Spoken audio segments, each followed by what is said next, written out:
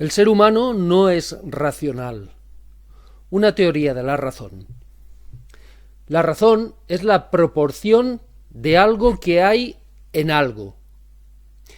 Es un concepto aritmético y geométrico que estudia los conjuntos como proporciones o razones de elementos más pequeños o equivalencias.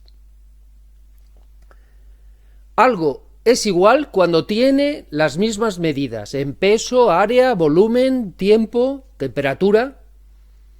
Hay que establecer un patrón, una medida, y entonces los objetos se pueden calibrar en razón o proporción al patrón de medición. El razonamiento supuso un salto cuantitativo y cualitativo en el pensamiento humano y en la tecnología, pues desde entonces se podía hacer equivalencias entre objetos. Es fundamental para el conocimiento y también para el comercio y las relaciones de intercambio. El templo mesopotámico, almacén e industria, puede hacer recuento de existencias y apuntes contables de entradas y salidas gracias a los números, que aún no existían como tales, sino como representación concreta de productos, y las proporciones. Han entrado tantas unidades de este producto y salido tantos kilos, ciclos, cubos, los nombres que daban a cada patrón de medición.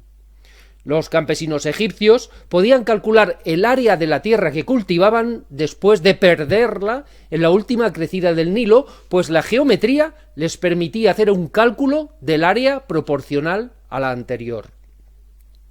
Es curiosa, y cuanto menos da que pensar, la coincidencia en el tiempo de periodos de gran desarrollo del conocimiento y bienestar humano con la aparición del pensamiento racional, la aritmética, la contabilidad, la geometría y la moneda. Aplicación del pensamiento racional es el intento de estudiar la materia desde componentes atómicos proporcionales, racionales. Lo complejo es la suma racional proporcionada de sus componentes. Y aquí es donde aparecen las limitaciones del pensamiento racional. El todo es algo más que la suma de las partes, incluso en física o mecánica. Si el pensamiento racional empieza a tener problemas para explicar la realidad de los objetos materiales, los problemas empiezan a ser graves cuando se intenta aplicar la razón al comportamiento humano. En principio parece de lógica, pues para tomar una decisión, pesamos, es muy ilustrativa la palabra, los pros y los contras, los ponemos en una balanza para ver cuál pesa más, y desde allí tomamos una decisión de comportamiento racional. Eso sería la aplicación de la racionalidad al comportamiento humano. Pero la realidad es otra. Es imposible hacer una valoración correcta y válida de los pros y contras de un comportamiento.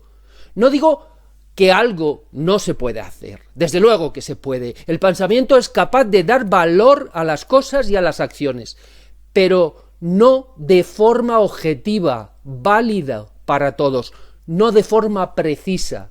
El pensamiento es un sistema de abstracción de pros y contras, pero ni mucho menos es preciso, ni puede abarcar con precisión, como sí lo hace la aritmética y la geometría, las ventajas y desventajas. Además, nos enfrentamos a otro problema. ¿Cómo establecemos un patrón, como el metro, el kilo, o el litro, o grados, para medir el bien o el mal, lo bueno o lo malo que provoca una acción o comportamiento?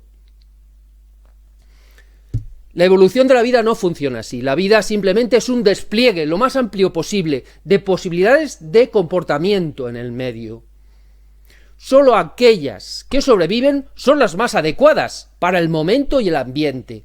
Es imposible hacer una predicción exacta de consecuencias, por lo menos para la vida. Quizá el cerebro humano, mediante el pensamiento abstracto, tiene mejores resultados que el azar de la evolución.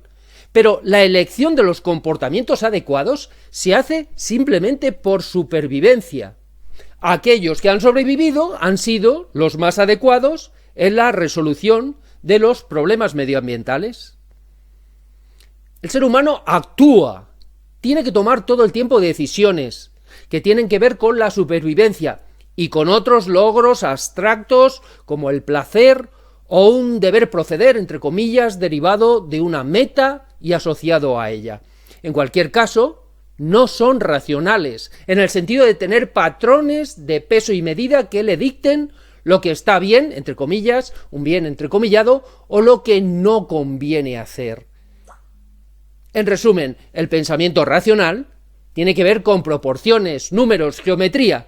No es válido para valorar gran parte de las decisiones que tienen que tomar los seres humanos, ni los grupos en los que las personas se organizan. El pensamiento racional no es la solución a los problemas de organización del ser humano, pues el todo es algo más y diferente a la suma de las partes.